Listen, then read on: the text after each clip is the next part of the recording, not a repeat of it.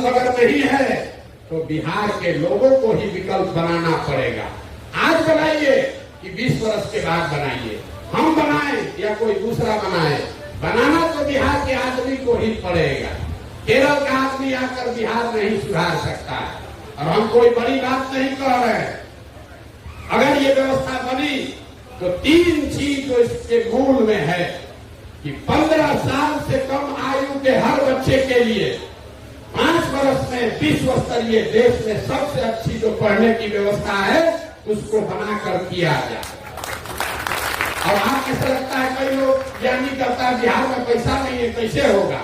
आपको बता दें कि इसी गरीब बिहार में आज के हमारे बच्चों के शिक्षा के नाम पर हर साल 45,000 करोड़ रुपया सरकार खर्च कर रही है। 45,000 करोड़ रुपया खर्चा करके 45 बच्चों को भी पढ़ाने का सुविधा नहीं है।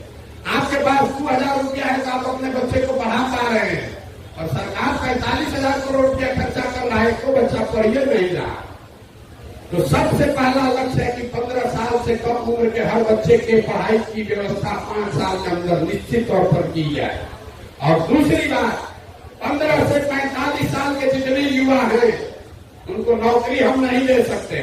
हम झूठ नहीं बोल रहे हैं कि नौकरी दे देंगे, नौकरी नहीं दी जा सकती है, लेकिन हर युवा को, हर महिला को 15 से 45 साल का जो युवा रोजी रोजगार करना चाहता है उसको हम पूंजी जरूर दिलवा सकते हैं।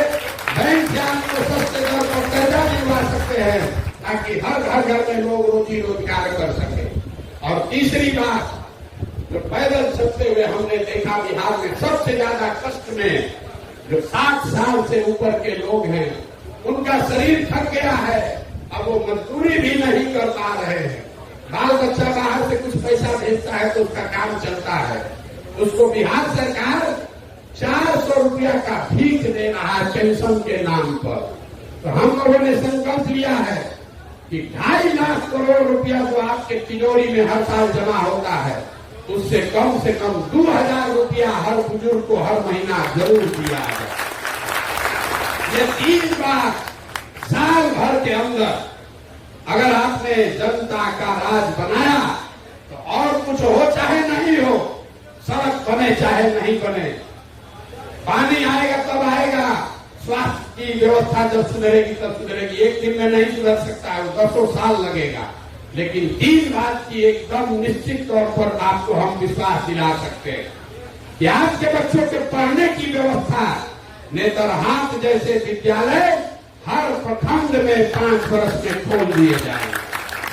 और दूसरी बात, जितना भी लड़का है चाहे वो बाहर रह रहा है या बिहार में रह रहा है, 15 से 45 साल के किसी भी युवा को पूंजी के अभाव में कहीं पर जाकर मजदूरी नहीं करना पड़ेगा। आप जरा इसको समझिए, इसका क्या असर है। अगर आपको बाल काटने आता है, अगर आपके पास 1 लाख रुपया का पूंजी हो, कर्जा मिल जाए, आप सैलून खोलिएगा, 4 आदमी को रोजी रोजगार दीजिएगा, अपना परिवार चलाइएगा। जब वो 1 लाख रुपया आपको लोन नहीं मिलता है, आपको बाल काटने आ रहा है, लेकिन जाकर आप पटना में, दिल्ली में मजदूरी कर रहे हैं। पूंजी की वो ताकत है। अगर बिहार के लोगों को पूंजी मिल जाए तो यहाँ का ज्यादातर युवा अपना तकदीर खुद से बना सकता है। तो ये 3 संकल्प लेकर चले हैं। अगले 10 वर्ष में बिहार को देश के 10 अग्रणी राज्यों में शामिल कराना है और उसकी नींव में हम विश्व गुरु का बात नहीं करते हैं, सबको नौकरी दे देंगे ये बात नहीं करते हैं, आपको भारत में सबसे आगे बना देंगे, राजा बना देंगे ये बात नहीं कहते।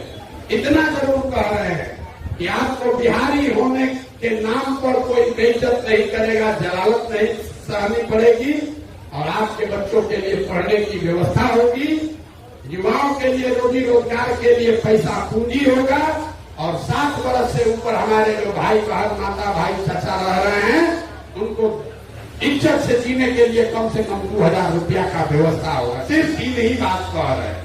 आपको ठीक लगे तो जगिए, जुड़िए, इस व्यवस्था का हिस्सा बनिए, और न ठीक लगे तो जिसको वोट दे रहे देते रहिए।